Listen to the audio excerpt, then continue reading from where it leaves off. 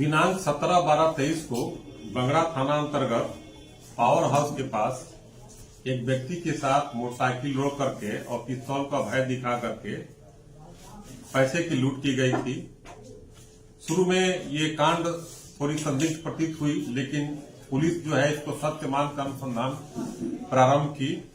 अनुसंधान में पाया गया कि ये घटना सत्य थी और उसके साथ लूट की गई थी। 1,20,000 रुपए की लूट की गई थी।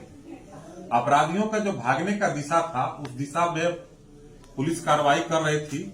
इसी क्रम में थाना अध्यक्ष, बंगड़ा थाना अध्यक्ष जो अभी मनीषा कुमारी गई हैं, इनके लिए कि यह कांड चुनौती था, क्योंकि पहली घटना थी और ये मानवीय सूचना के साथ साथ लगातार उस पर कार्य कर रही थी। इस क्रम में मालूम चला कि एक मोटरसाइकिल के साथ 3 अपराधकर्मी मोहम्मद आरजू के घर के पास गए थे और उनके घर पर थोड़ी देर रुके और फिर वहां से जब चले भाग गए वहां से। उसके बाद तीनों अपराधकर्मी जो है के बारे में पता लगाया जा रहा था, लेकिन पता नहीं चल पा रहा था।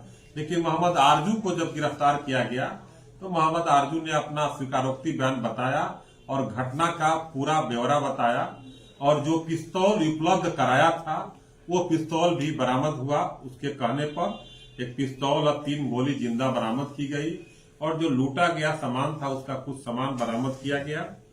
इसमें बहुत आश्चर्यजनक बात है कि घटना कारित करने के बाद 3 अपराधकर्मी जो इनके 3 साथी थे, वो तीनों अपने कोई दिल्ली कोई हैदराबाद के लिए प्रस्थान कर गए और उनको जब तकनीकी साक्ष्य लाया गया और सीसीटीवी फुटेज देखा गया तो रियल में घटना का पर्दाफाश हुआ। इस प्रकार जो इनके लिए एक चुनौती थी, घटना का पहला घटना था। कहां से गिरफ्तार? इन्होंने सफल उद्भेदन किया। मोहम्मद आरजू को घर से ही गिरफ्तार किया गया। कौन सी जगह से? गद्दोपुरे गांव है, वहां से गिरफ्तार जो भागने का दिशा था अपराधियों का।